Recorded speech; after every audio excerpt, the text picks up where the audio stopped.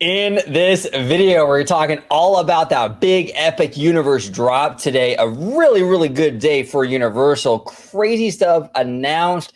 A really, really fun video. A lot of great concept art released today from Universal. I got Ebba, I got Slimer here to break it down with me up next on OG 55.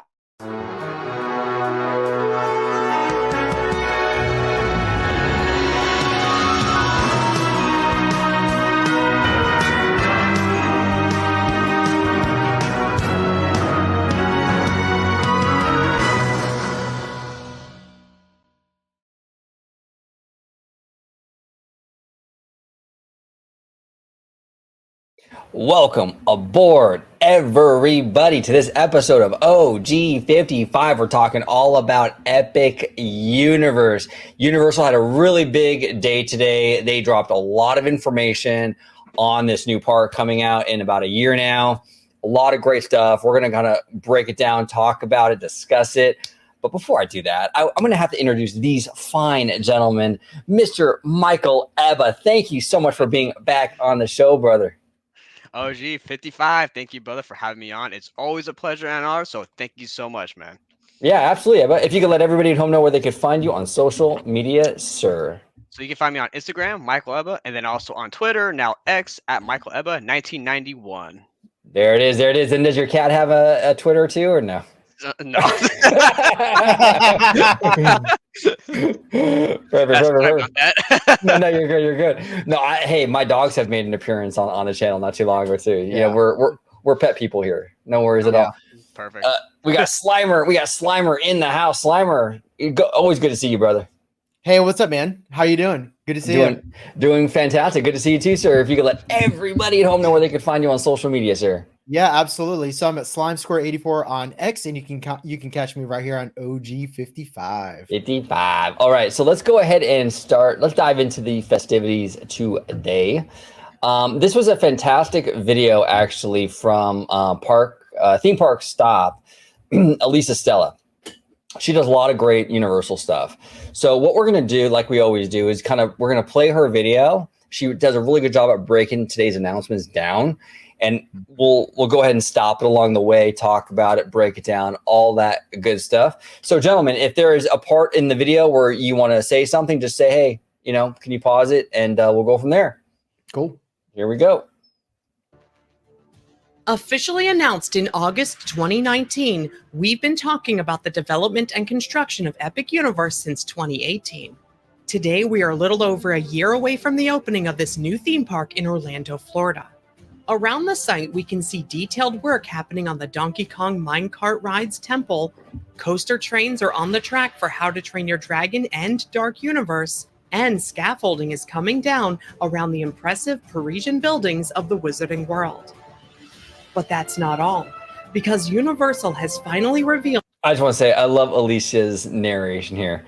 Like it's epic. It goes with the content, right? But that's not all. I love it. Really, really good stuff. Official details for Epic Universe, including all new concept art for the park.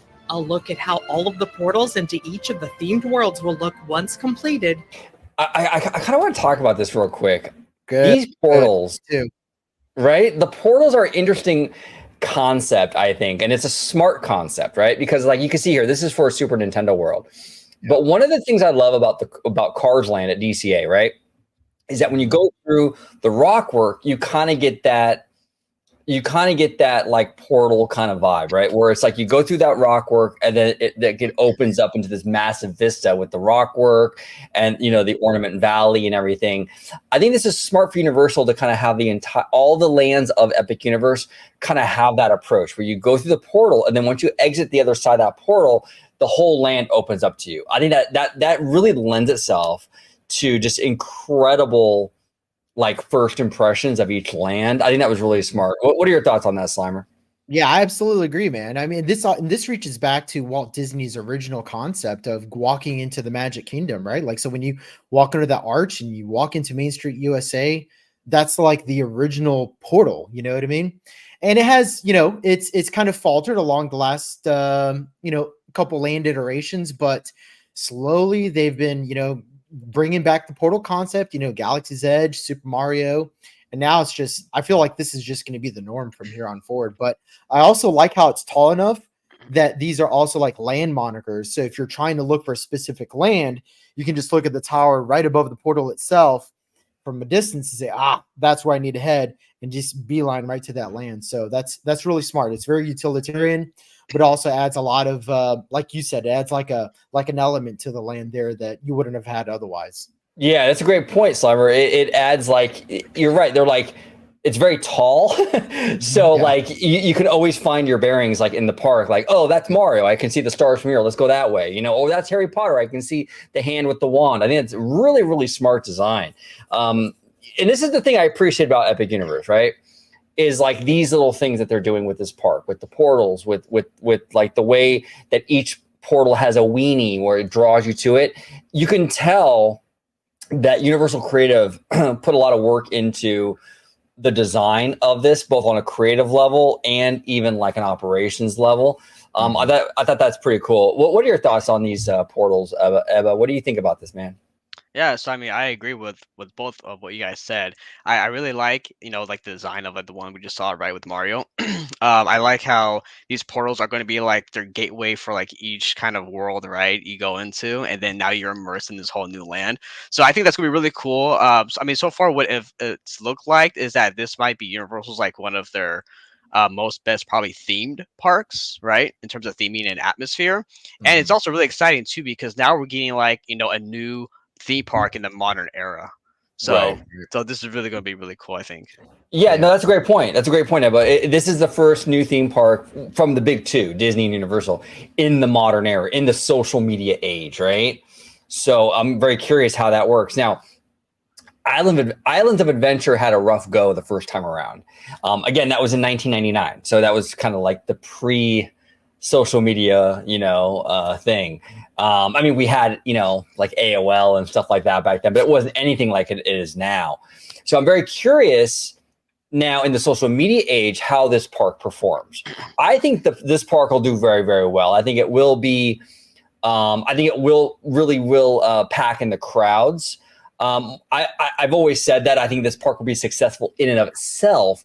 My issue, though, with this is I think that it's not so much Epic Universe because it's a shiny new object. It's going to draw people in. My issue is more what's going to happen to the other two parks. Because when you look at this park, and we're going to dive into it, break it down, it's absolutely stunning. Okay, I mean, we're talking like Disney Sea Tokyo level kind of details, at least from like the concept art and stuff. How is that? How can like the Universal Studio Park in Florida compete with this even? You know what I'm saying? It's going to be tough. And I think that cannibalization is going to be a real thing. Now, I know we've heard a lot of rumors and stuff. I think even Alicia Stella has reported that Universal is aware of that cannibalization factor and will be kind of like adding to the studio park. That's good. But that's still years away, though. So what's going to happen in the meantime? I'm very curious as to how that kind of shakes out. But in terms of this park being busy, the opening year, I have no doubt, dude. People are going to flock to this thing. It's crazy. I'll look at how all of the portals and this is kind of dope too. Like with the portals, like this is the How to Train Your Dragon portal. But if you notice, all the portals have these kind of screens inside. Yeah, that's really cool. That's so what really it does, cool. it washes it. What it does is it rinses. It's like a palate cleanser. You walk in there, cleanses your palate, gets you ready. The land you're about to walk into kind of washes over you, and boom, you're in. So it's like a culmination of everything that Disney, Universal, SeaWorld, Busch Gardens have learned about parks for the last 50 plus years. It's like, hey, this portal concept is the way to go. And so they've implemented it with all 5 lands. So yeah, that's really cool. Yeah, absolutely. And I really love the Josh Giamaro homage in the background, the blue sky. That is fantastic. Hell yeah, each of the dude. themed worlds will look once completed, and full details for Celestial Park, Epic Universe's central hub. This marks the first time the company has confirmed all of the lands for the park, not only giving us the official names for each, but also their logos and detailed renderings for their entrances. Let's dig into all of the details from today's official announcement as well as construction happening within all of the worlds of Epic Universe in today's news update.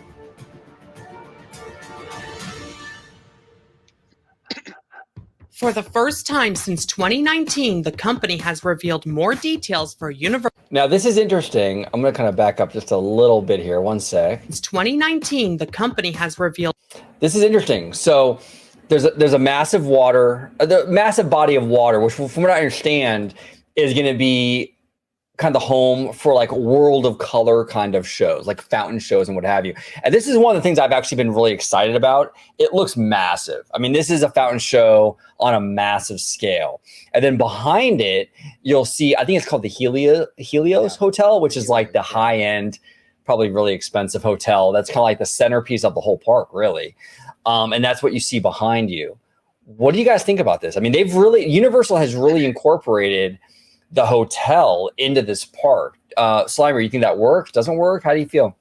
Yeah, no, it totally works. It's already a proven concept. You know, we see it in places like Disneyland Paris and Tokyo Disney Sea. So this is totally something that works. My problem is that in the commercial it says that it's a first of its kind integration of, you know, the hotel meeting the actual theme park itself. I don't think that's necessarily true. And if it is true, then to what degree? Like, how is this different than Disney Tokyo Sea? How is it different than Disneyland Paris if it's supposedly a first of its kind? I think So maybe that- that's. Oh, sorry, maybe that's like that statement's for Universal. Yeah, so yeah, if it's a first of its kind for Universal, then that needs to be specified. But they were like, well, it's a first of its kind, just like point blank, and they didn't specify that it's just for Universal. So that's just a little nitpick. As far as like, you know, how it integrates with the theme park, it's already proven concept. People love it. That's a really cool idea. I mean, like, what's better than having the hotel right on the edge of the theme park itself? It's kind of like bringing the contemporary resort right into the Magic Kingdom. So, what do you guys think? What do you guys think about a water show though? Like that's been done. That's not new. That's a new thing. That's not a new thing. So that's not a new thing at all. Go ahead, Eva.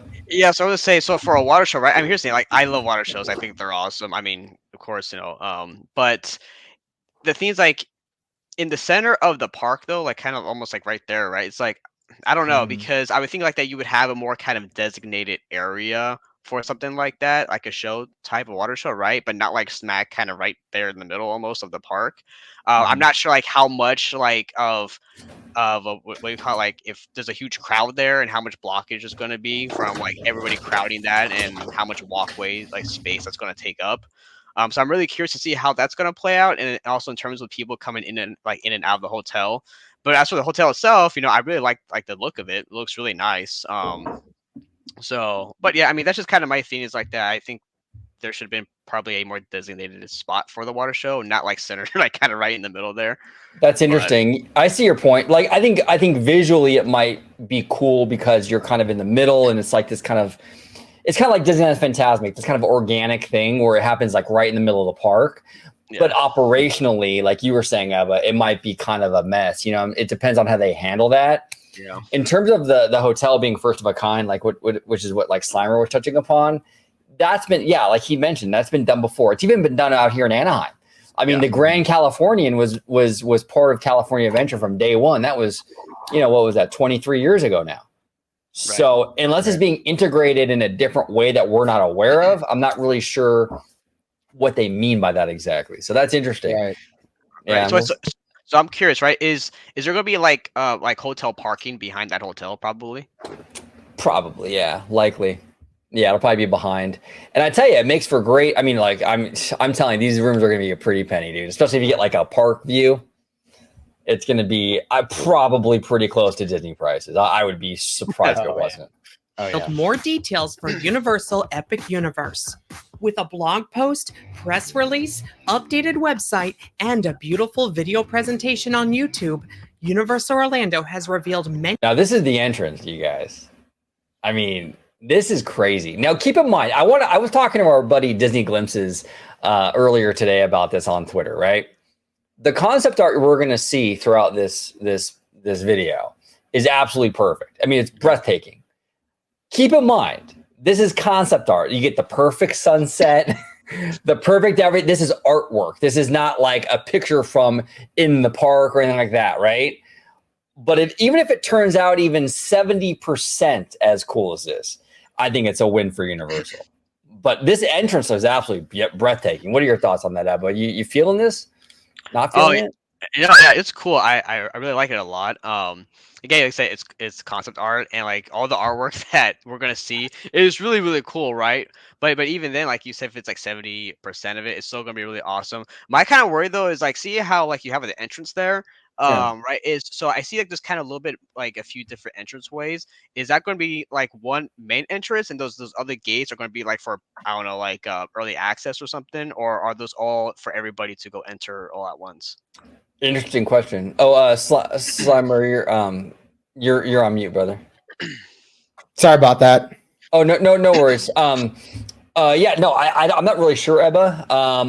That's interesting. That actually might be maybe the main portal is for the like incoming, and then the sides are like for exiting or something.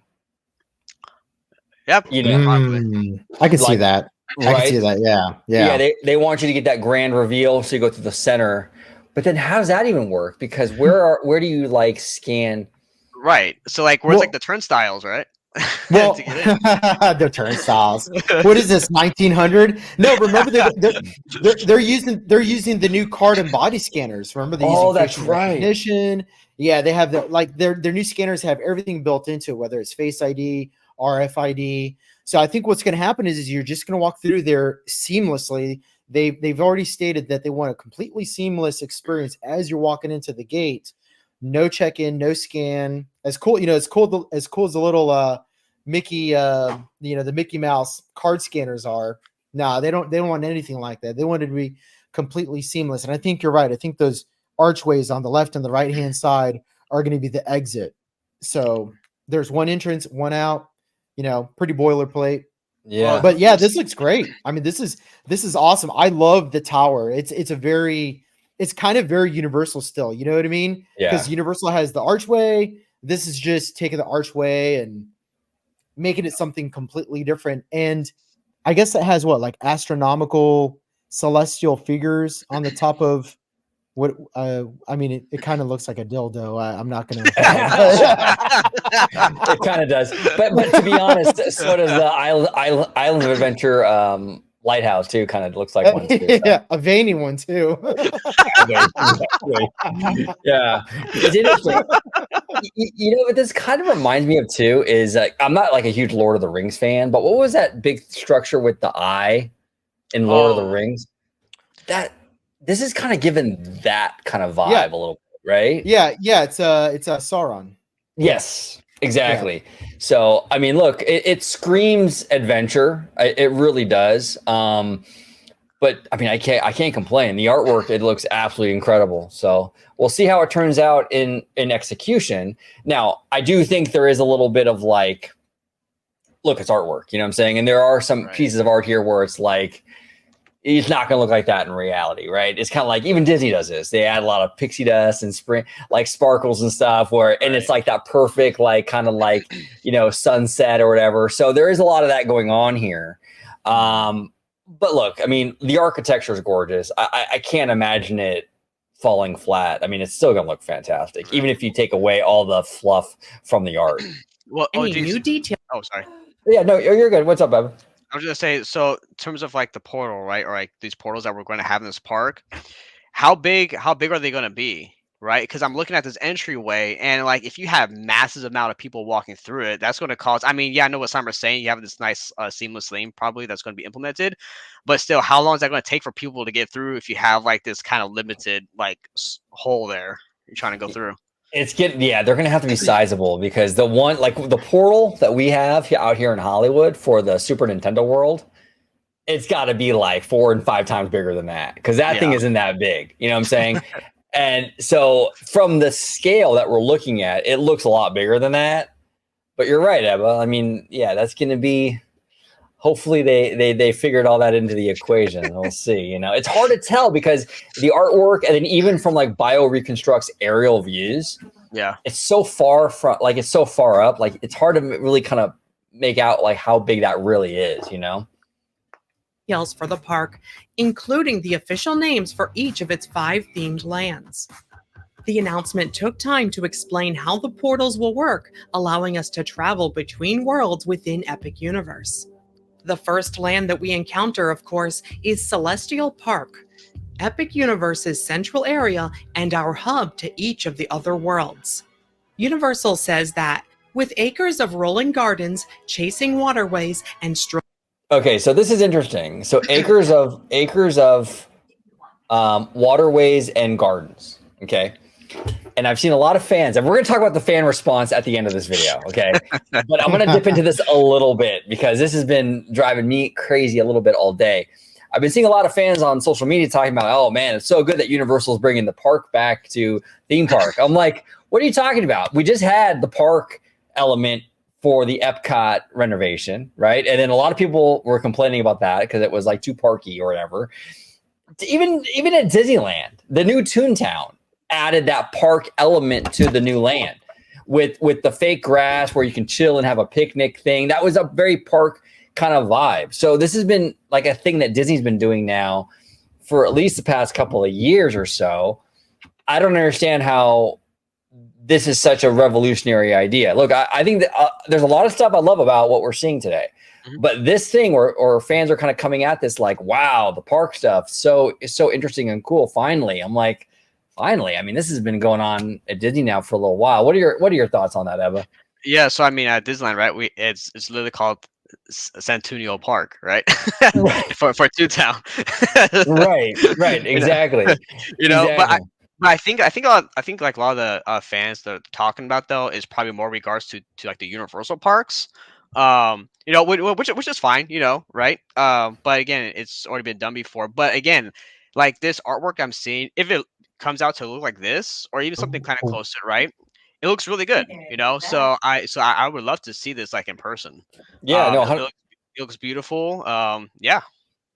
Yeah, no, 100%. It looks fantastic. What are your thoughts on that, Slimer? This park element being infused into this kind of entryway for Epic Universe. You mean kind of like World Celebration? Yeah, exactly. That's what I was saying. It's like it's exactly like that, and it's like this is the same thing fans were complaining about with Epcot, and is now somehow now they're fawning over it when it comes to Epic Universe. This is kind of like that. And I'm telling you, we're gonna talk about the fan response to this stuff a little bit later on in the show. But yeah, I mean, what do you think about overall, Slimer? I mean, you on board with it, or you know what? It's got a tranquil vibe to it. I'm cool with it. It's gonna give us something to look at as we're walking from land to land. I don't know how much people are actually gonna get invested in this particular part of the park, unless there's a lot of activities to do. But this reminds me of an Epcot, you know, very, very living with the land, very, you know, flower and garden festival.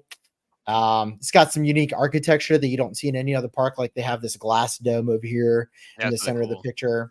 That's pretty cool. And then we see the How to Train Your Dragon spinny ride over there on the left-hand side. That's what I'm assuming that colored pole is right over there. Oh no, that actually on the left, that colored pole is actually the portal for Super Nintendo. Oh, okay, gotcha. But it's cool. I mean, it's got a flower and garden festival. I mean, you can go into Epcot and get something like this right now. So it's not new, it's not unique. It's Universal's take on what's already been done. But no, I dig it, man. I mean, it's better than, you know, it's better than like the Magic Kingdom, for example, where you have a giant spoke in the center with no arborage, no vegetation. It's just, you know, concrete, and I don't like that. You know, I'd much rather prefer this. And you know, as the trees get more grown and taller, I'm all about that. And if it can, you know, once it gets to the point where the vegetation is tall enough, when you're winding through it as you're trying to, you know, beeline from one side of the park to the other, maybe can give like walking through a forest garden feel to it. You know, that'd be cool. Yeah, right. 100%. I'm even getting a little bit of like Naboo vibes a little bit here, right? Yeah. Wow. Yeah, dude, 100% Naboo vibes. Right? Yeah. It's wild. And that centerpiece right here, that dome, that's going to be a carousel, which and from BioReconstruct's aerial photos, that thing is freaking massive. So that's interesting. Very, very interesting. And this whole Centennial Park is obviously not connected to an IP. So kudos to Universal for that, because Universal does tend to lean hard into the IP. That's their shtick, so to speak. But it's kind of cool to have this entry portal not be connected to an IP. I know they did that too, actually, with Islands of Adventure when you first walk in, which is actually some of my favorite stuff, like in the theme. I haven't been there, but the music, the background music, I listen to it all the time when I'm working. And I think the design work they've done for the entrance for Island of Adventure, which again is not an IP, I think is very, very well done. It's kind of like that very exotic, kind of like globe-trotting, kind of Adventureland kind of vibe. Really, really cool. But yeah, it's cool when Universal kind of steps out of the IP bubble. Sometimes it really works, and I think this is actually a good example of that. Well, OG, Ways. sorry, real quick. I have two things also about this, right? Is I don't really see. I mean, like, are we going to have any like larger trees to kind of cover? Because you're in Florida, right? So I know sometimes they can probably get hot. Is there going to be any shade in this area? So, and then the second thing is there going to be any kind of spots for like families to like chill, relax, have snacks, and what else? Great points here. Yeah, exactly. It's Florida, right? It's looking a little open out in the open, right? A little bit, and this is concept, but still, you're right, Ebba. That is kind of a good question to pose here. And strolling pathways, Celestial Park puts the park back in theme park. The Wizarding World of Harry Potter Ministry of Magic is where guests will discover a different era of the Wizarding World in an all-new land that blends 1920s Wizarding Paris from Warner Brothers Pictures' Fantastic Beasts. Now, I want to ask you guys this. This will be the third, or I think this is it'll be the third time, right? If I'm not mistaken, the third time they're kind of going into this Harry Potter well. They're dipping into this franchise. Yeah, third domestically, yeah. Third domestic.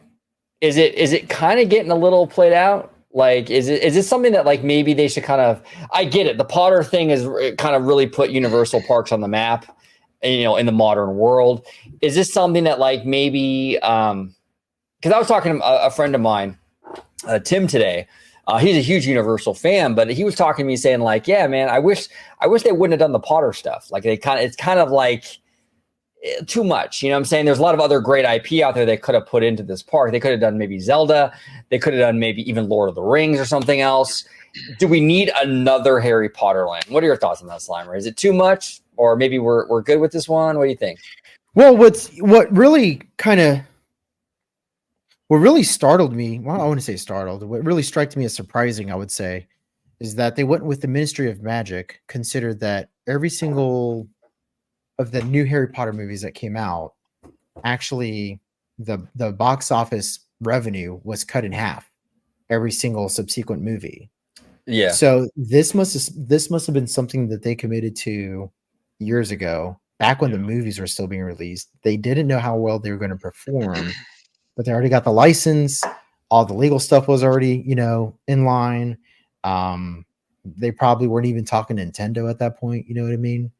And so they really had no choice but to pursue and continue with the original idea, which is the Ministry of Magic, based off of the notion that they were going to have a very successful part 2 and part 3 movie. And I think that this is what that is.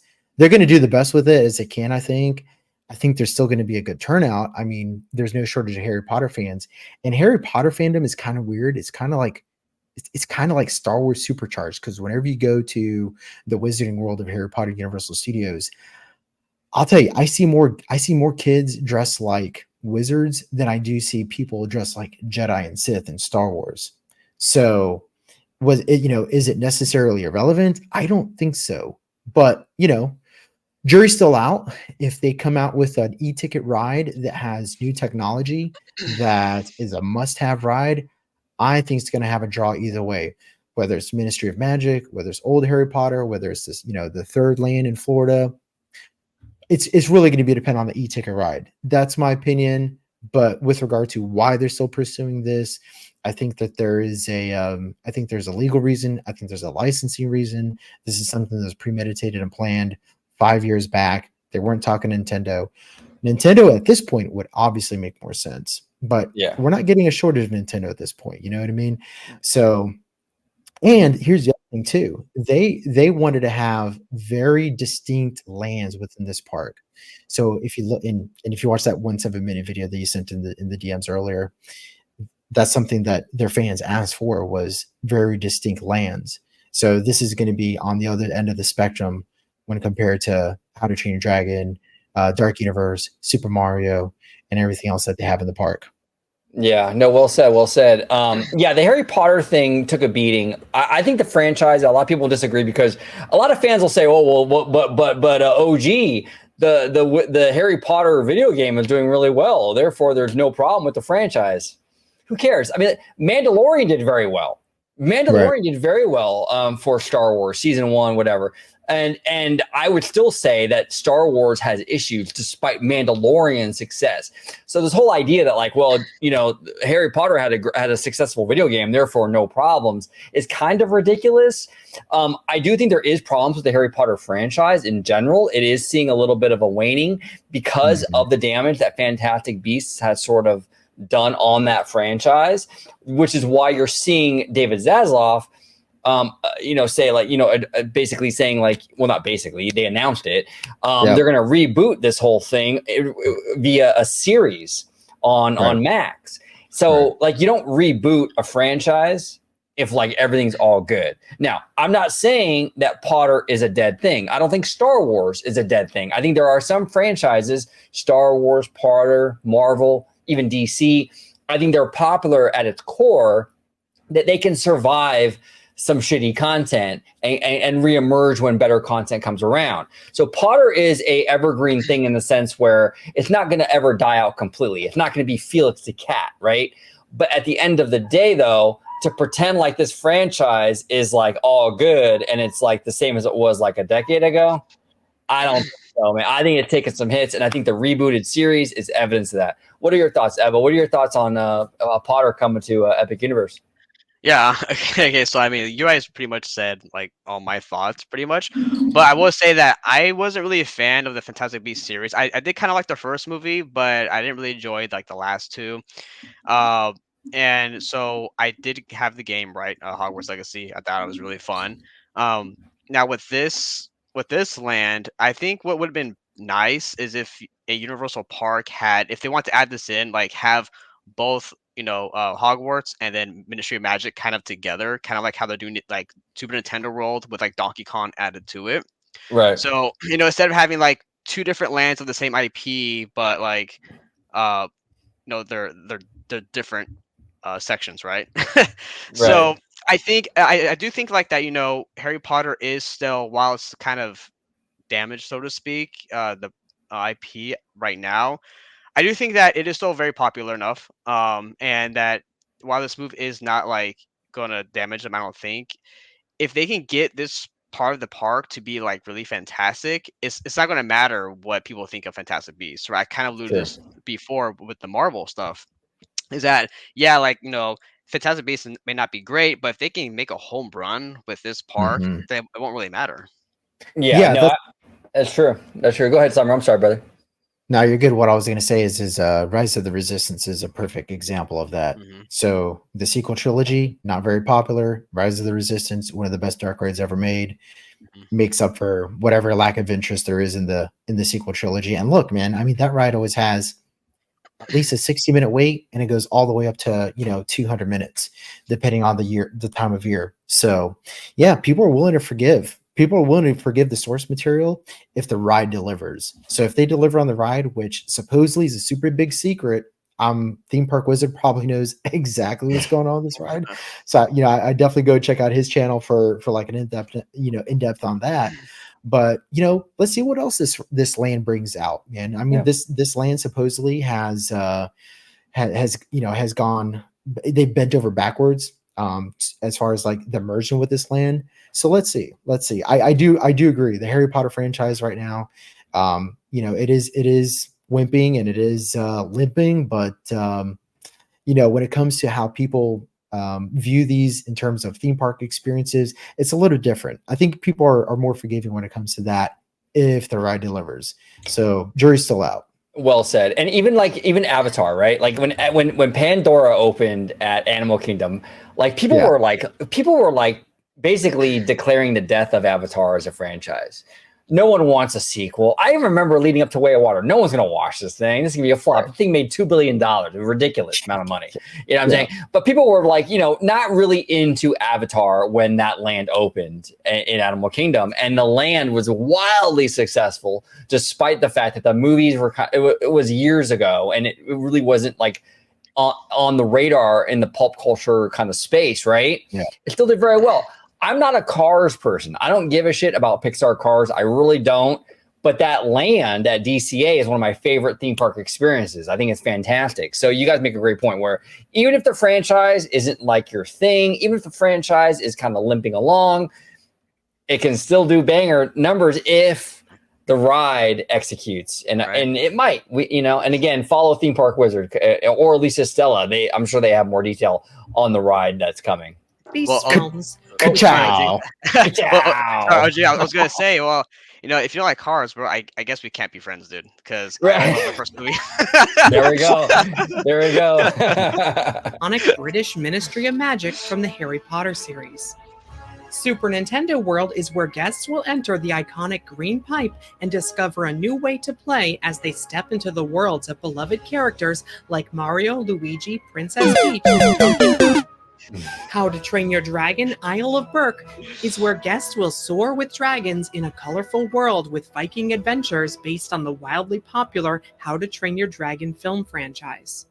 And Dark Universe is where guests encounter everything from the experiments of Dr. Victoria Frankenstein to the shadowy landscape where monsters roam in a world of myth and mystery. Okay, I have to ask this, and I'm not like, I'm asking this, and you guys might not know either. Mm-hmm. Victoria Frankenstein. Is that a gender swap, or has it always been Victoria Frankenstein? I thought it was Victor Frankenstein. No. Yeah. Did she say Victoria Frankenstein? She did. She did say that. Go back. Let's go back a little bit. Yeah. Because they should Victor. Right. It's Victor. Popular How to Train Your Dragon film franchise. And Dark Universe is where guests encounter everything from the experiments of Dr. Victoria Frankenstein. Is that now I want to look, if it is a gender swap, I hope YouTube makes a lot of videos on that, you know what I'm saying? Because when Disney does it, it's headline news, you know what I'm saying? So that's kind of interesting. Now I don't know Frankenstein, I don't know the lore enough to really know whether or not that's like a thing. I don't really know. Yeah. But if it is a gender swap, that's very, very interesting.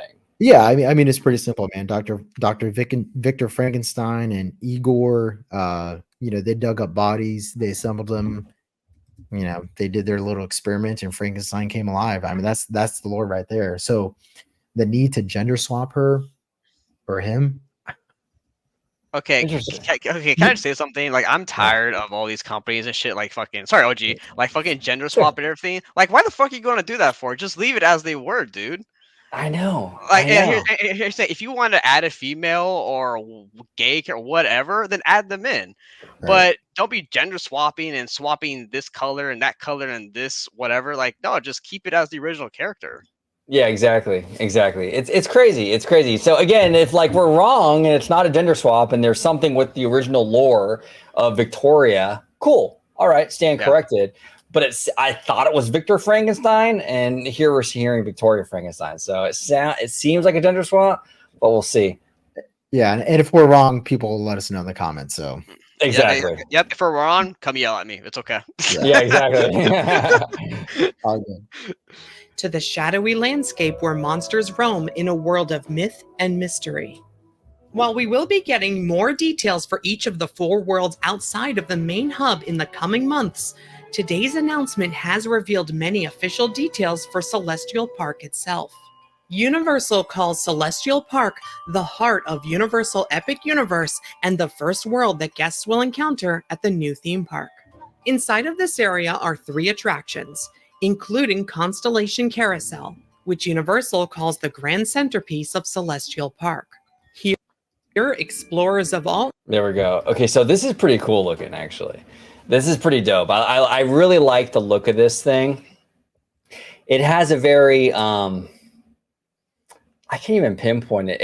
I'm getting, for some reason, I'm getting Disney Sea vibes, which is not an insult at all. That's very much a compliment, right? I'm getting like Disney Sea vibes. I don't know why, but I am. And I'm really digging the way this carousel looks and just the design work on it. But what are your thoughts on this, Slimer? You feeling this or not feeling it? Oh, I'm feeling all right. It looks rather gratuitous, actually. Just right, exactly.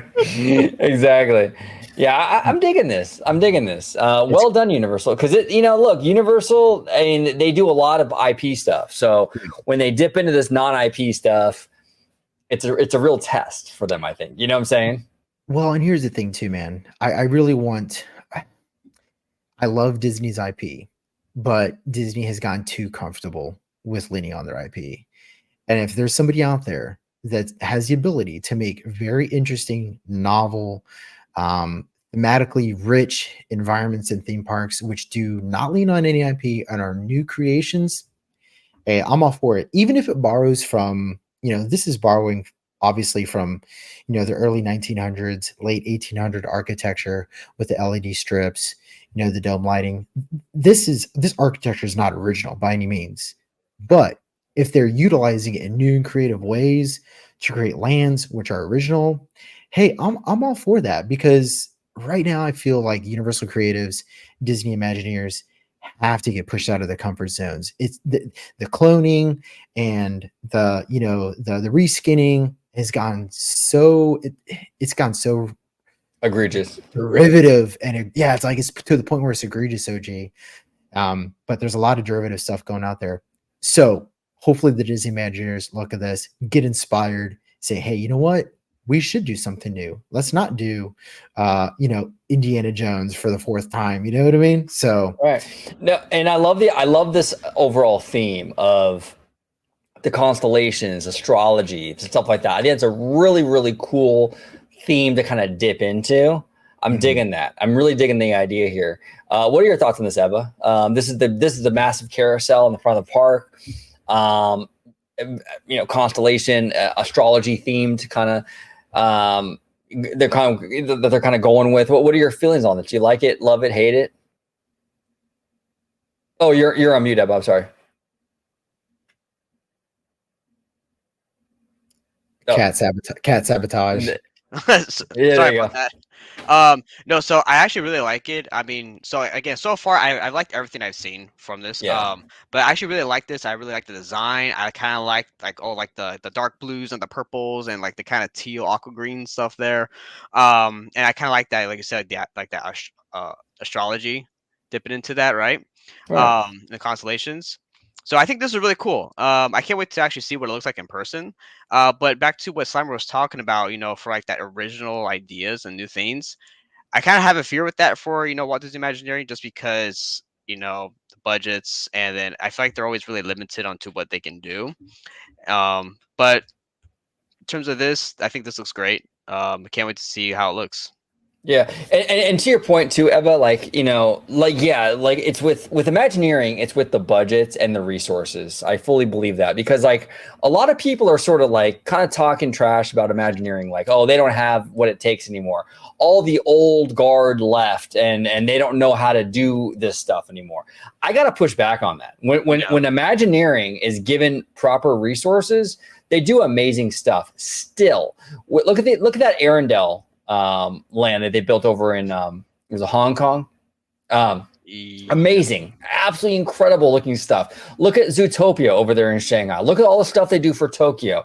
That's the Imagineers making that stuff. So when they have the proper resources to do it, they're hitting home runs. Okay, so there's no shortage of talent at Imagineering. I really got to push back on that. People, oh well, the old guard is gone. Imagineering has no idea what the hell they're doing. No, they do. They know what they're doing. The problem in the domestic parks is that I think they're really restricted, and there's a lot of other corporate BS going on that's preventing them from going all out, because we see them doing amazing work overseas all the time. Yeah, exactly. And and the thing that sucks, like that, we're so used to the high quality, right? And with this, I believe that Universal, this is gonna be a high quality park. Yeah. So it's going to be really cool to see this, and then now we're going to have like this new modern theme park, and then how is what's Disney going to do to compete? Right, exactly.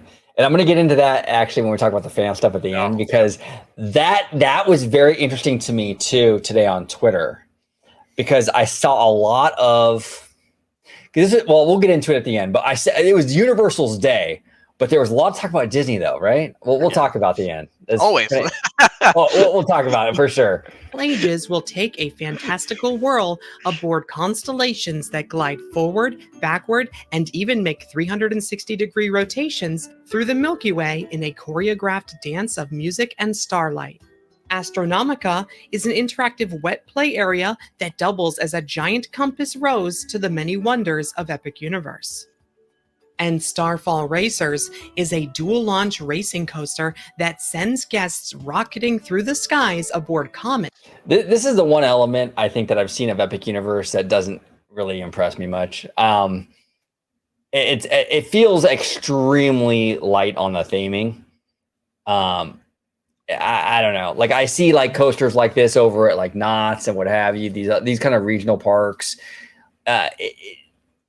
Look, I have a lot to say. High praise for what we're seeing out of this park. This is one of the things that I'm kind of like, you know what? It looks like a coaster you could find anywhere in the country. I don't know. Am I off base, Slimer? I don't know. You know, thrill ride seekers really don't care about theming too much. You know what I mean? Like they don't put an emphasis on theming. They put an emphasis on the thrill aspect of the ride. So if it has a little bit of theming, but it has a lot of thrill, then the thrill junkies are going to be satisfied. So that's fair. I think this ride's fine. I think it has enough theming for it to separate itself from Six Flags, let's say. It definitely has more theming than what you would find at Busch Gardens. Maybe a little bit more than what you would find at SeaWorld. I think SeaWorld and Busch Gardens are kind of on par, especially with this rock work you see here. That it looks like this ride actually turns into, I don't know, some steam or a cloud or some fog or something like that. Is it? Dare I say mist? Is it giving Tiana vibe? Gotta get that nice facial, G. You know?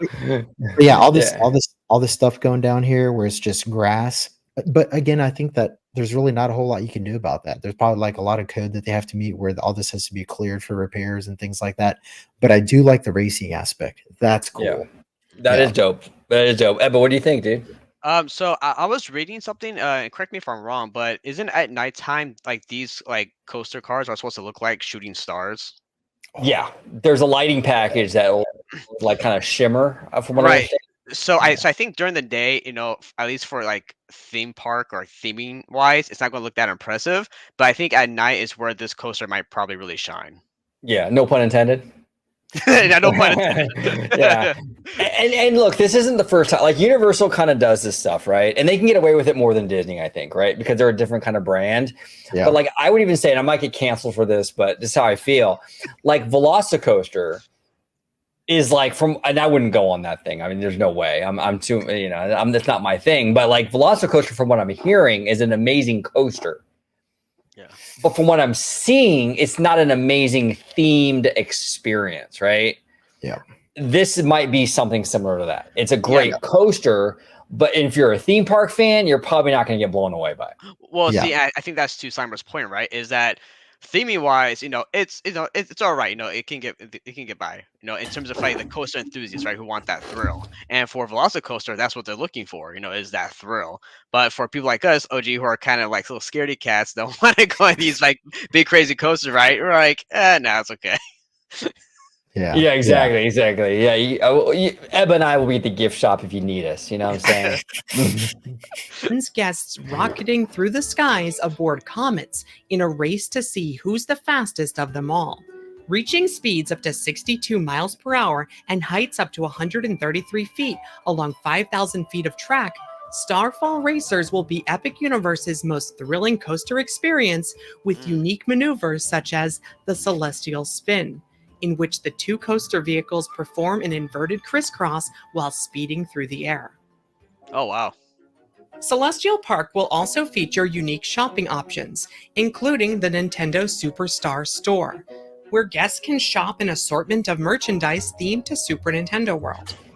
There will also be a sweet shop named Moonship Chocolates and Celestial Sweets, which will be located near the front of the park. See, I just love this. I love this theme though, this constellation theme, and what they Yeah. can do with it, like that moonship chocolates or whatever. I think that's really, really cool. I really like this kind of direction they're going at with this kind of entryway, you know? Yeah, I like the names of these. They're really, really nice.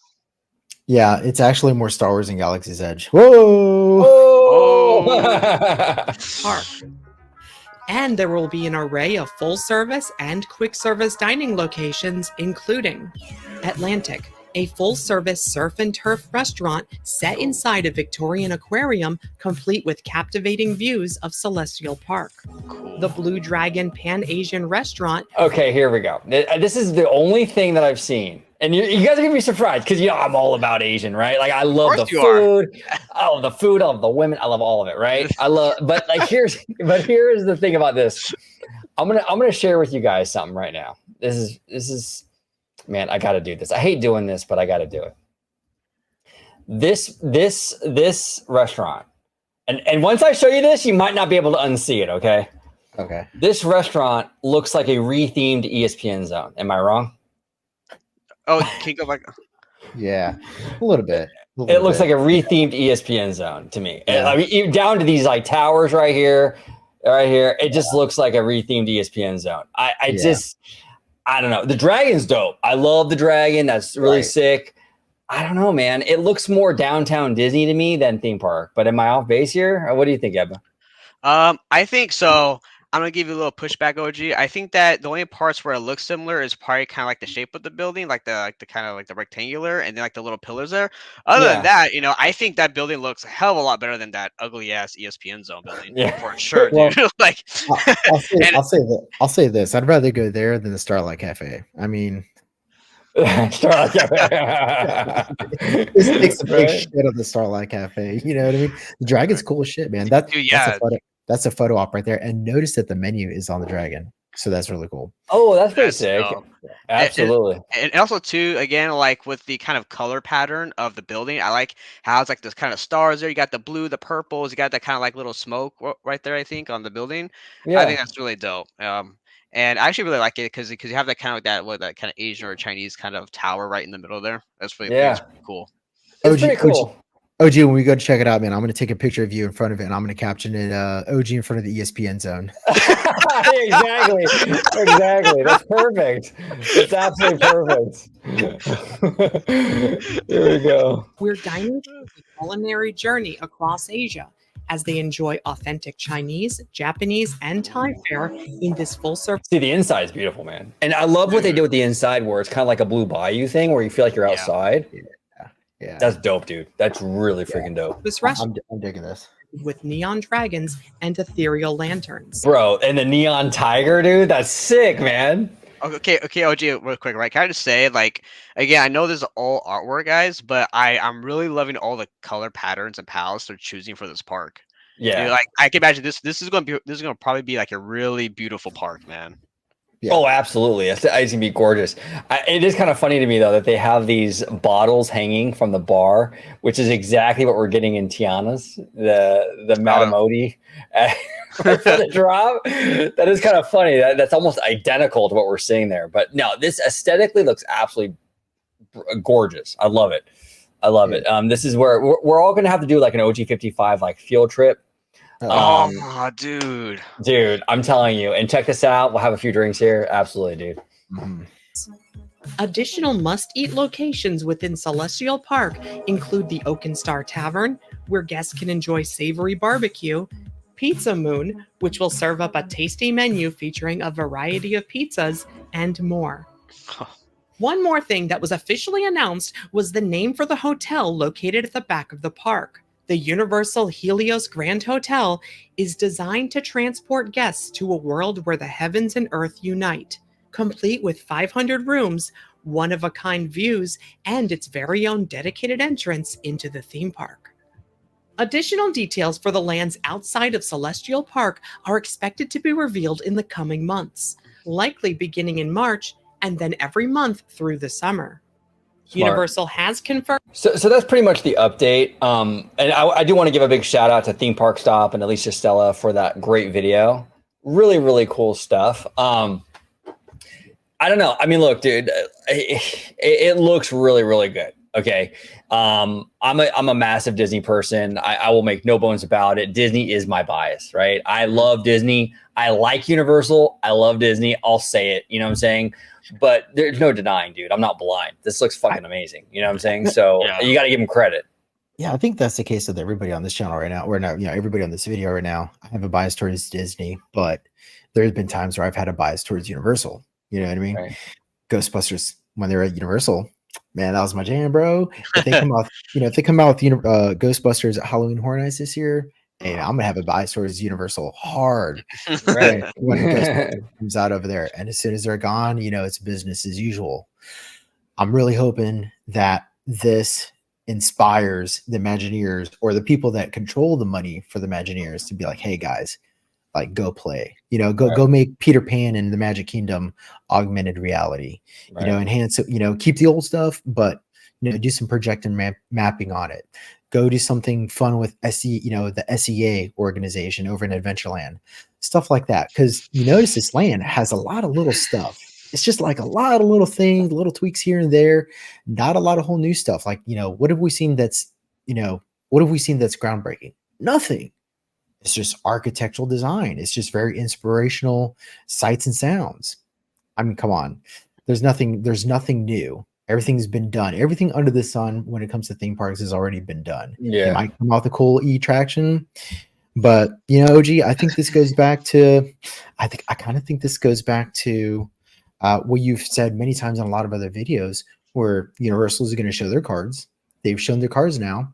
Now Disney's ready to respond. Now we're going to see some serious responses when it comes to Epic Universe. And now they can gauge their reaction, how much they want to invest in the reaction accordingly without spending too much. Right. And that's a great point. I'm glad. And that's a perfect segue, Slimer. It's like, so, and this is what I want to talk about the fan reaction to this today, because and I think the fan reaction actually does a disservice to Universal. Actually, I'm actually going to be kind of sticking up, I guess you would call it, maybe for Universal. I woke up this morning to all this amazing news coming from Universal. I mean, the stuff we're seeing, we went through today, looks amazing, absolutely incredible. And 80% of my timeline was not even about necessarily what Universal showed us. It was more about, what's Disney's response going to be? What's Disney's response going to be? And I'm like, that's why when I see all these YouTube channels or these creators or even these fans and they talk about Disney's irrelevant, they're dead. They're dead in the water. Universal's the new king in town. Like, I don't see it, because even when Universal drops amazing stuff, they're handing you gold right now. It's still about the fucking Mouse House. What's Disney? The whole day today on Twitter was about Disney's response to this. It's not even about Universal's. And that's the thing that's sad. It's not even like, that's the thing. I almost feel like Universal puts their heart in, and they put a lot of money and all this stuff into this stuff. Right. And it's still about Disney. And it's like, that's a shame. As much as I love Disney and I have that bias for Disney, it's like, I do think this deserves more than that. But that's the thing. When people say, well, Disney's irrelevant, well, it's like, really, is it? Because even when Universal has an amazing day, all we're talking about on Twitter is about Disney still. This has nothing to do with Disney. Can we just give Universal the praise and love for doing a great thing instead of it always being about the Mouse House? And I feel a lot of the conversation today on Twitter was about the Mouse House. But what do you think, Ebba? You were on Twitter today a little bit. Did you see that, or am I? Yeah, no, dude, you're absolutely right. Because it's like, guys, be excited and happy for what your favorite theme park of Universal is doing, right? It's like, why is this going back to Disney? And I feel like the past, ever since like 2018, 2019, for sure 2020, everybody, because I get, Disney has done a lot of missteps, for sure, right? A lot of mistakes. But I feel like there's this kind of like thing going around where people are actively wanting the Mouse House to go down. Right. Yeah. Let them fail, let them burn down. They deserve it. Blah, blah, blah. It's like, guys, well, that's not cool, dude. And so people are wanting Universal to do good. I think we all want to, because it's good for the theme parks. Right. But yeah, that doesn't make any sense. It's like, just enjoy what your theme park for Universal is putting out. Like, be happy about it. Well, and that's the thing too. It's like I'm a Disney person, and I make no bones about that. I'm not going to apologize for that. You can call me a pixie duster. I really don't give a fuck if you call me a pixie duster or any shill, whatever you want to call me. Right? I don't really care. I like what I like, you know. But here's the thing. It's like when it comes to this stuff, it's like when I go on Twitter and I see Universal being used as like a catalyst to like attack the thing that I have a passion for. So it's like Universal, like, oh, awesome job, Universal. This is amazing. It's always like Universal's always used, it's like weaponized to like shit on Disney. It's like that's not, as a Disney fan, as a Disney fan, that doesn't encourage me to go over to Universal. It makes me resent Universal, right? Like I like Universal. I have a good time at Universal, but when the fans are using that, using Universal as a way to attack the thing that I have a passion for, you're not an ambassador for Universal. You're not a good brand ambassador. You're turning me off to the brand. This has nothing to do with Universal itself. The fans do a lot of fans, not all of them, but a lot of fans do a huge disservice to Universal when you do that, because as a Disney person, we don't want to hear how crappy Universal is. I mean, how crappy Disney is, and you're utilizing Universal to shit on my thing. Sell me Universal without shitting on the Mouse House, and I will be more inclined to go to Universal. You know what I'm saying? It's like that's just my thing, but I see a lot of the opposite. It's like, oh, see, Universal's doing this and Disney's doing that, and ha ha ha, Disney sucks. It's like you're not winning me over as a Disney fan. Yeah, no, I see that all over YouTube constantly, dude. YouTube, Twitter, like people just shitting on like Disney all the time. Oh, Universal's doing that. Universal's doing this, and it's like the theme too with with Disney responding, right? Like, okay, I get it. We got to have theme park competition, right? But at the same time, though, I think that I don't always want Disney to constantly be just responding to everything, right? Responding to fans, responding to theme parks. It's like, have the competition, but also compete with yourself. Do yourself better. Right. No, exactly. No, well said, Ebba. Like, because you don't want to get, this is the thing too, right? You don't want to lead from behind. You don't want to constantly react. And that's what this one, every company is different.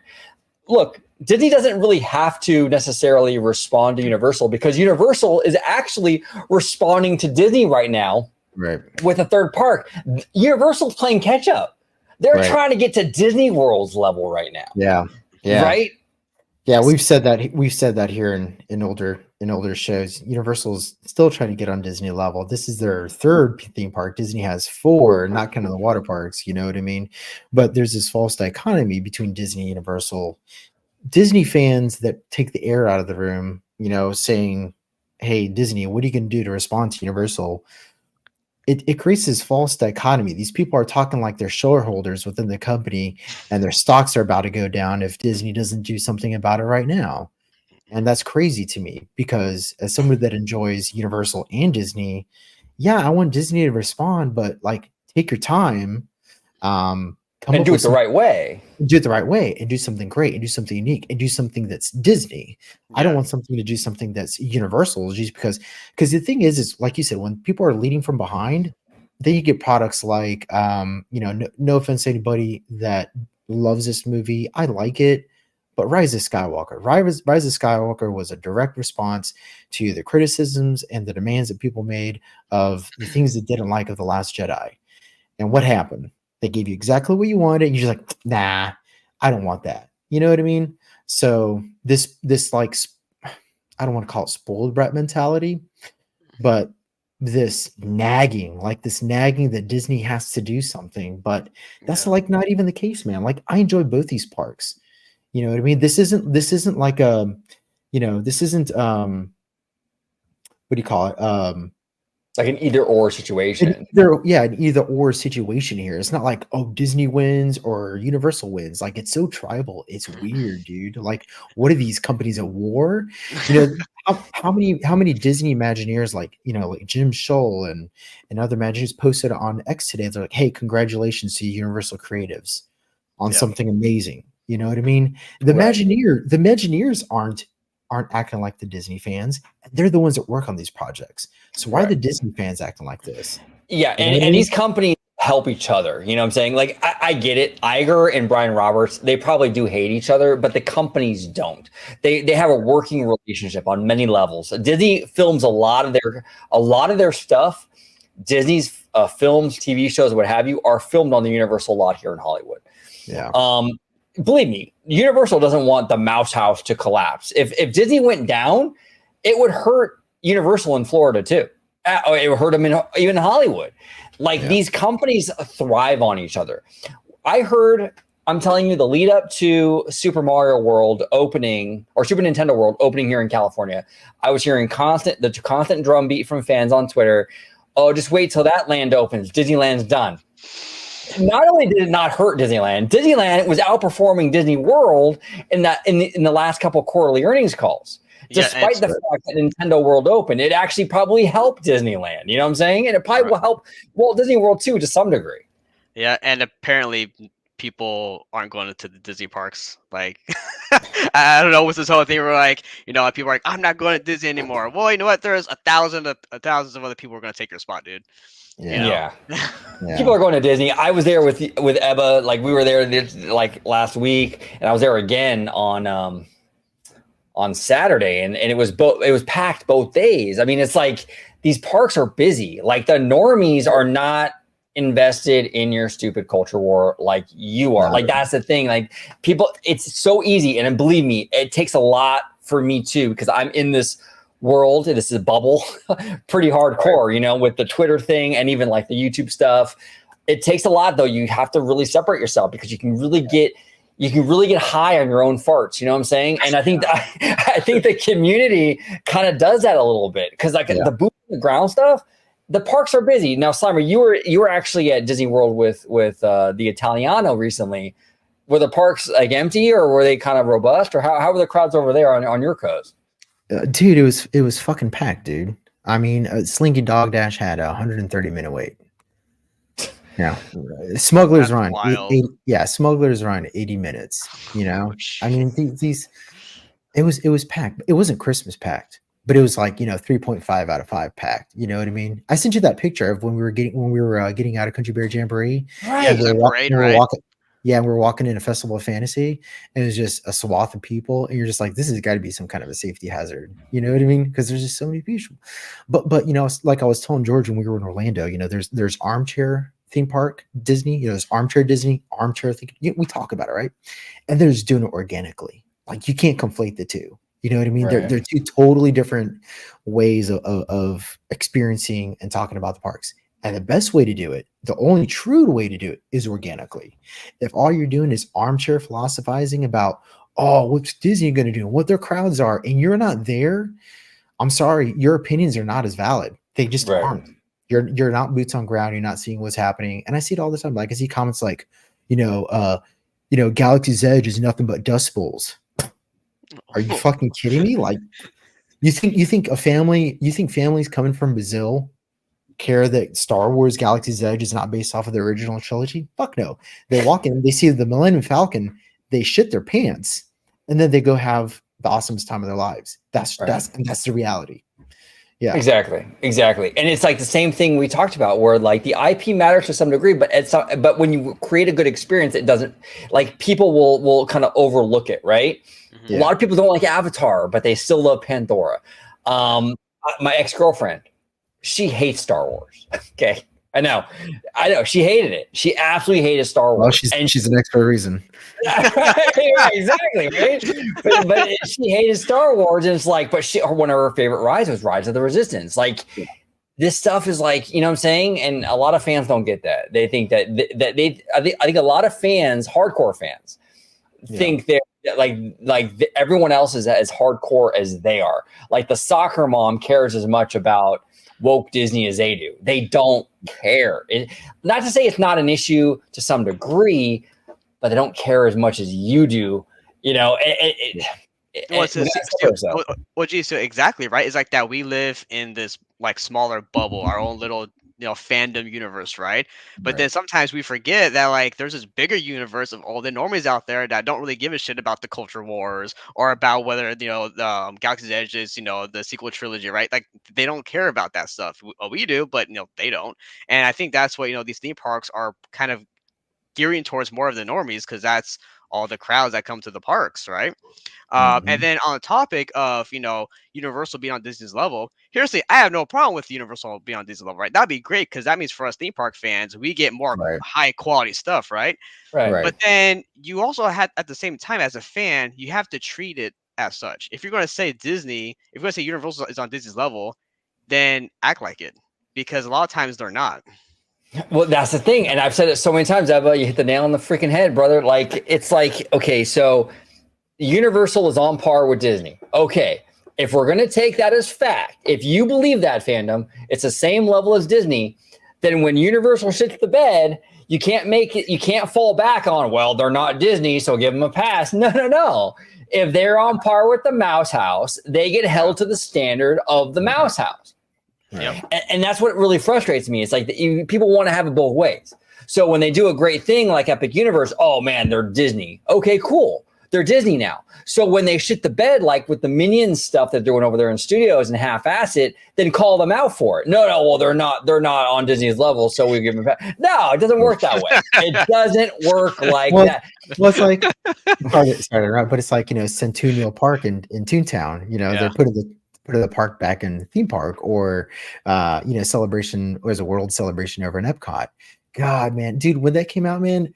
Oh, let me tell you something, man. Mike, you were watching this whole thing, man. Dude, people were having diarrhea with World Celebration. They were just like, oh, how dare they? Where's the fucking water fountain? Like this is a travesty. No fucking water fountain. It's like it's a park to relax. Like you don't want a water fountain blasting your eardrums away when you're like trying to sit down and have a fucking meal. It's like so obvious, but again, these are people that like are not there. You know what I mean? And then you go there and ask George. Dude, George was there last night. All right, he was there last night with Jack from DSN1 Newscast. Ask George what he thinks about World Celebration. I don't even know what his answer is, but I guarantee you, it's not. Man, it sucked. You know what I mean? Right. Well, we'll see. And the thing too, right, is like with Toontown, right, when that first opened, because obviously Toontown had a lot of problems when it opened, right? Obviously, it's a beautiful like part. I really love the new Toontown, but there was a lot of construction that they had to redo stuff because they rushed it because of the weather and whatnot to make that deadline. But then when Super Nintendo World opened, there was some OG, as you point out, like there was some broken stuff or missing stuff from there, but that wasn't really mentioned at all. Yeah, the sight lines. Exactly, but then people were all over Toontown about everything. So it's like, guys, if they're the same, treat it as such. Yeah, there were a lot of issues with Super Nintendo World here in Hollywood with kind of shoddy construction work that they still haven't addressed, by the way. And I hear a lot of people talk shit about Toontown, and I get it. Toontown's got issues, but at least Disney walled things off and were addressing things. Look, you can make the argument that it shouldn't have been that in the first place. And I get that, and I would agree with you. But at least they're fixing it, though. It's like a person going through personal issues, right? Like, yes, it's like, okay, you shouldn't have been a drug addict, but at least you cleaned your life up, right? Same idea. Yes, you shouldn't have had the broken fountain in the first place, but at least you're fixing it. Universal's not even fixing it. The hills are still dented as fuck. There's shoddy construction all over the place in that land, and it's not being addressed. Now, from what I understand, I think Theme Park Wizard was saying that I think next month, they're going to start addressing those things, which is fantastic. But it's been a year now. You know what I'm saying? It's been a freaking year now, and no one has held Universal's feet to the fire with that. If that was Disney, if Disney let that go on for a year, it would have been hell to pay. You know what I'm saying? And this is the company, Universal, that fans are saying is now on Disney's level. So let's start treating Universal. And then I hear a lot of fans talking about, well, Disney's got a lot of hubris. They think they're invincible, right? They think they can't do no wrong, and that's bad. I would agree with you. But you're fostering the same kind of hubris with Universal when you never criticize them, when you never hold their feet to the fire, when you tell them you're okay, Universal, you can do what you want because we want to send the Mouse House a message. Right. That's not okay. when Universal feels like they can get away with murder, they will get away with they will absolutely try to get away with murder. This is a multinational corporation in Comcast. If they can get away with cutting corners, they will. So hold their feet to the fire. You're fostering the same kind of arrogance that you hate about the Mouse House with Universal when you refuse to criticize them. And so many fans refuse to criticize. I was on Twitter today, and I was actually really impressed with the Epic Universe stuff. But I was like hesitant to even tweet about the things that I was concerned about. Yeah. Because people will come for me. Like because you did. Oh, dude, totally. Like you dare even question. Like, it's like, dude, it's okay to do that. And it's healthy, and it helps Universal too. You don't want them to think that fans will gladly take whatever they give you. You want to hold their feet to the fire just like you do Disney. Well, remember when we did that video, we pulled up how much Universal Studios Florida cost compared to Epcot, and Universal Studios was actually more expensive, despite the fact that one half of the park was closed for an entire hour. And you're comparing Universal Studios to Epcot, like it's not even a comparison, dude. I mean, that's like a Lamborghini versus a fucking Pinto. Don't get me wrong. I love Universal Studios, but that's like just one example. Like take Halloween Horror Nights, for example. They oversell every single fucking night. All right, they're charging $100+ a ticket, and then you're going to spend $150 to $200 per express pass just so you can do all the houses. And don't get me wrong, the houses are great. The houses are immaculate. They use movie style production sets.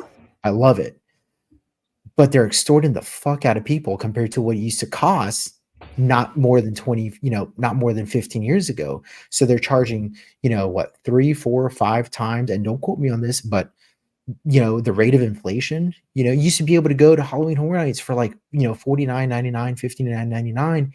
And again, with Disney, like if Mickey's Not So Scary Halloween Party is too expensive, then vote with your wallet. I vote with my wallet when it comes to Mickey's Not So Scary Halloween Party. Why? Because they've been doing the same fucking thing since 2003. It's the same shit every fucking year. I don't go to it. You know what I mean? You're going to charge me what? You're going to charge me $100 something to watch a parade? And, like, no. Like, I'm sorry, Disney. Like, Mickey's Not So Scary Halloween. And you know who will tell you this? People that have been to DCA during Halloween will tell you how much better it is than Mickey's Not So Scary Halloween Party. And that's kind of how you know you're getting gypped. Yeah. Well, and the funny thing too, man, a couple things on this, right? Yeah, let's go, bro. Let's go for it. Let's just go for it. Right? All the way, dude. All the way. Here's the thing. I see a lot of people talking about accusing Disney of these horrible things, brainwashing your children and the whole thing, right? And then those people are like at Disney. It's like, okay, so you believe that they're doing these heinous acts. The Mouse House is doing these heinous acts, and yet you're still giving the Mouse House your money. Now, I don't think they're doing that, but I'm at Disney because I don't think they're doing that. But if I believe what you claim they're doing, I wouldn't be at Disney. Right. Like, how do you accuse Disney of these heinous acts? The G word, right? We know what that is and all that. And you're still going to go to fucking Disney? Like, why would you do it? If you really believe your allegations against the Mouse House, why are you still there? Why do you still go to Disney? It makes no sense to me. I don't get it. And then number two, like Universal Hollywood, right? They opened, or they're opening this new Power Up Cafe. Awesome. Yeah. I made a tweet about it. It looks fantastic. It really does. About it. Yeah. Oh, it looks really, really good.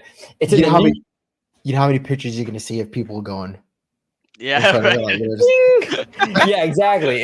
Oh, you know what? I actually have a hold on one sec. I can't miss this opportunity. You just set it up. There we go. There we go. But it looks so good. I'm not gonna lie, it looks so good. It's on the New York street, I think, in Universal Hollywood. Fantastic. But here's the thing. They're building this extra Mario thing outside of Nintendo World because they underbuilt Nintendo World. It's too freaking small. When I was talking to you, I was asking you, because again, Slimer, I haven't been there yet, but I was like, it looks really small, dude. It's super small. So they're to build these ancillary shops for the Nintendo stuff because demand is so high and they underbuilt the original land. Fine, I get it. They're addressing it. Kudos to them. But could you imagine if Disney were to underbuild something and have to compensate with ancillary stores to offset the underbuilt land? Oh God, it'd be all over Twitter, all over YouTube. It would be crazy. So that's what I'm saying. It's like it's such a double standard. You know what I'm saying? Yeah, for sure. It's a double standard, and it's kind of ridiculous. Like everybody just needs to take a chill pill, calm the fuck down. You know, smoke some weed. You know what I mean? Just calm down. Like it's cool. It's all right. Yeah. Just stop typing. Buy a ticket. Go to the fucking park. Chill the fuck out. Exactly. It's like that old song. Smoke weed every day. Exactly. Well, see, actually, here's the thing, like, right? Is like I'm curious when you're at the parks, whether Universal or Disney, right? How many of those people are like online talking shit about Disney? But they're still there, right? I'm really curious about that. Like, oh fuck Disney, you know, Universal better or whatever. But then they're like at the park with their mouse ears and their backpack and everything, you know, getting the churro and shit. So, yeah, come on. You're talking shit on Twitter. You got a fucking Spirit jersey and a Mickey Mouse Loungefly. Come on. Come on. I'm just here for the subs, bro. I'm just here for the subs. I hate this, but you know, the subs. Yeah, exactly. Fuck the mouse house, man. Fuck them. Yeah, but here's $2,000 on the fucking Walt Disney World vacation. You know what I'm saying? It's like, come on, guys. If you don't like it, don't go. That's how and that goes for any company, dude. Yeah. Like if a company is not providing you a service that you're happy with, you absolutely need to vote with your wallet, and Disney included. If Disney's not up to what you like, up to a standard that makes you happy, you should absolutely vote with your wallet. You know, I mean, that's essential because not only is it better for you, you're saving money, but it's also better for the company because they hear, believe me, they hear that message loud and clear. When you vote with your wallet, they hear that loud and clear, and that's when you see real change. The problem is that no one votes with their wallet. The loudest people talking about woke Disney or Disney bad or Disney's declining like crazy are the ones that are still going all the time. Yeah, and it's like or not at all.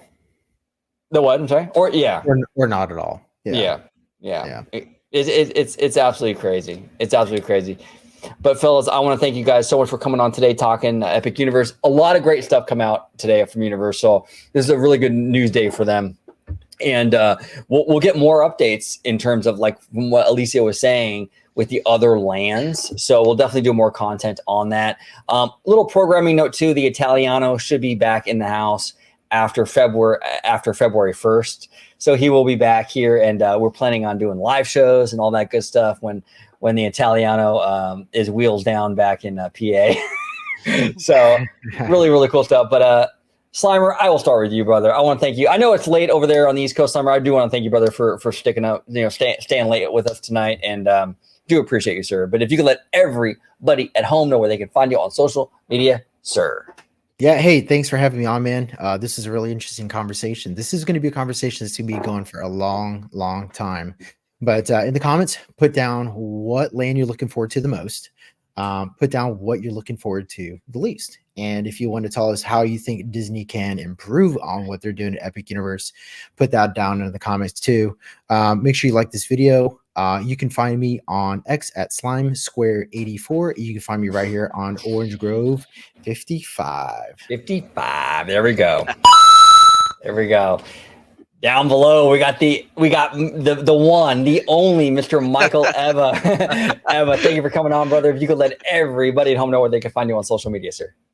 OG, thank you very much for having me on. I very appreciate it very much. You can find me on Instagram, Michael Ebba, and then also on Twitter X at Michael Ebba 1991. And I'd just like to say this Universal Epic Universe looks fucking fantastic, man.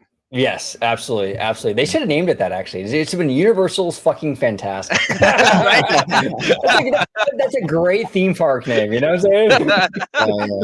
Fucking fantastic. Parents approved. There we go. There we go. But thank you all so much for watching. Comment down below with all your thoughts on everything we discussed today in terms of the Epic Universe announcements, in terms of the fandom reaction, all that good stuff. We would love, love, love to hear from you. Thank you so much for supporting OG55. And as always, have a wonderful, wonderful day. Bye-bye, everybody. Bye. 세상이 누구에게나 공평하게 추악해. 객실 것 같았어.